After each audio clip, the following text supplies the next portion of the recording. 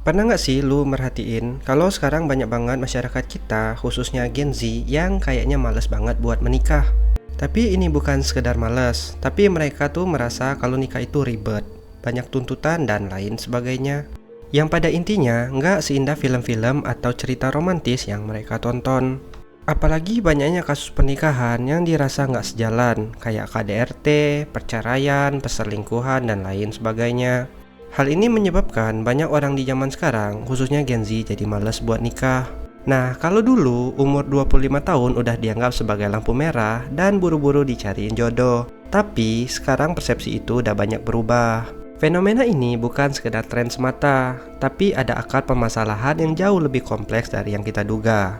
Makanya di video kali ini gua bakal membahas kenapa zaman sekarang banyak Gen Z yang males atau lebih memilih untuk menunda pernikahan. Semua jawabannya udah gua rangkum di video ini. So, disimak sampai habis. Di zaman sekarang, menikah itu bukan lagi sebuah standar kalau orang tersebut udah jadi dewasa.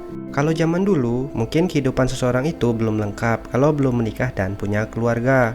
Tapi standar tersebut sekarang udah berubah. Kalau zaman sekarang, para anak muda khususnya Gen Z banyak yang mikir ulang soal pernikahan.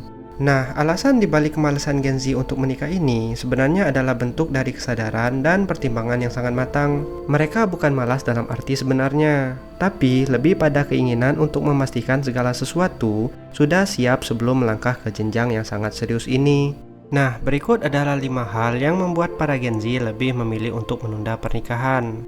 Yang pertama, faktor ekonomi. Para Gen Z tumbuh di era media sosial, yang mana akses informasi di era ini sangatlah terbuka, membuat mereka menyaksikan langsung betapa sulitnya hidup pada generasi sebelum mereka, yang mana banyak pasangan yang terjebak dalam perkawinan dengan beban finansial yang tinggi, biaya hidup yang melambung, terutama harga properti, biaya pendidikan anak, dan ketidakpastian lapangan kerja, membuat mereka jadi berpikir ulang untuk melangkah ke jenjang pernikahan. Bagi banyak Gen Z, menikah bukan lagi tentang soal asal kumpul, tapi tentang kemampuan untuk membangun kehidupan yang lebih stabil dan sejahtera bagi calon keluarga. Mereka nggak mau terburu-buru menikah hanya untuk kemudian berhutang atau hidup dalam tekanan finansial yang justru bisa merusak hubungan rumah tangga mereka. Kedua, pergeseran prioritas hidup. Zaman berubah dan prioritas hidup juga ikut berubah. Generasi Gen Z menempatkan pengembangan diri, karir, dan kebebasan pribadi di posisi yang lebih tinggi dari sebuah pernikahan. Mereka ingin menjelajahi dunia, mencoba berbagai hal baru, membangun portofolio karir, dan benar-benar mengenal diri sendiri sebelum berkomitmen seumur hidup dengan orang lain.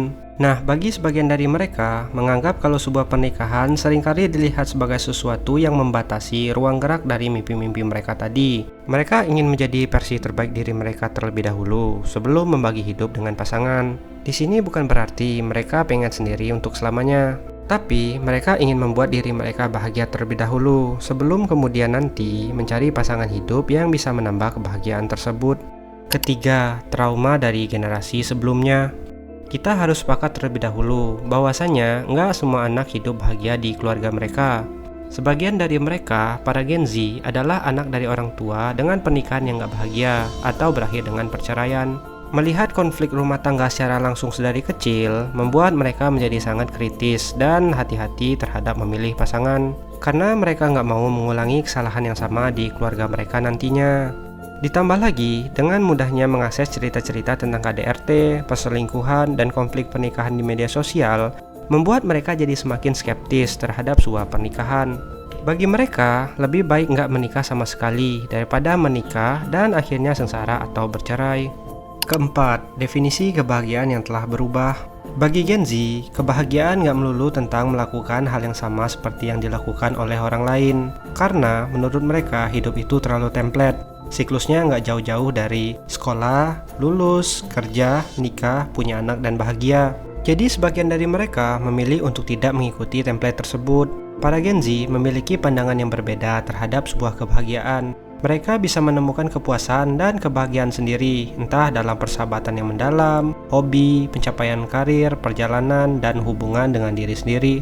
Di zaman sekarang, status jomblo bukan lagi dianggap sebagai sebuah aib, melainkan sebuah pilihan hidup yang sah dan terhormat. Mereka percaya bahwa kebahagiaan bisa didapat dari berbagai sumber dan bukan hanya bisa didapat dari pernikahan aja. Kelima, standar yang terlalu tinggi dan takut akan komitmen. Kalau zaman dulu, sebelum adanya media sosial, orang-orang tuh bisa nikah sama orang-orang di sekitarnya, kayak tetangga samping rumah, teman sekolah, teman sewaktu kecil, dan lain sebagainya. Pokoknya nggak jauh-jauh dari kehidupan sehari-hari. Sedangkan di zaman media sosial seperti sekarang ini, para Gen Z terbiasa dengan dunia digital yang menawarkan banyak pilihan, mulai dari makanan, film, hingga pasangan. Dan hal ini membuat para Gen Z seringkali memiliki ekspektasi yang sangat tinggi terhadap calon pasangan hidup mereka nantinya. Mereka mencari pasangan yang sempurna, yang cocok dalam segala hal. Dan karena adanya peran media sosial yang menyediakan banyak pilihan, secara nggak langsung hal ini menciptakan ketakutan akan kesalahan dalam memilih pasangan. Rasa takut bahwa mungkin ada seseorang yang lebih baik di luar sana membuat mereka enggan untuk mengikat diri.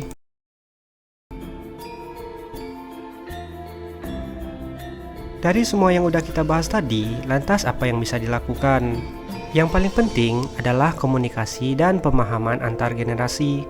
Generasi yang lebih tua perlu memahami bahwa penundaan ini bukanlah bentuk pemberontakan, melainkan respon yang logis terhadap kondisi zaman sekarang.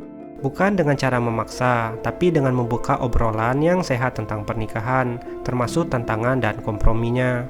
Nah, bagi Gen Z sendiri, penting untuk mencari informasi yang seimbang. Dalam artian, jangan hanya fokus pada cerita-cerita dan dampak negatif tentang pernikahan aja, tapi juga perlu cari tahu tentang pasangan yang berhasil membangun keluarga yang bahagia dan saling mendukung satu sama lain.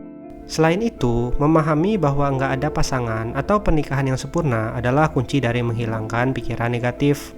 Dan yang nggak kalah penting, bukan bersikeras mencari pasangan yang sempurna, tapi carilah pasangan yang bersedia berkomitmen untuk bertumbuh dan menyelesaikan masalah bersama-sama apapun keadaannya.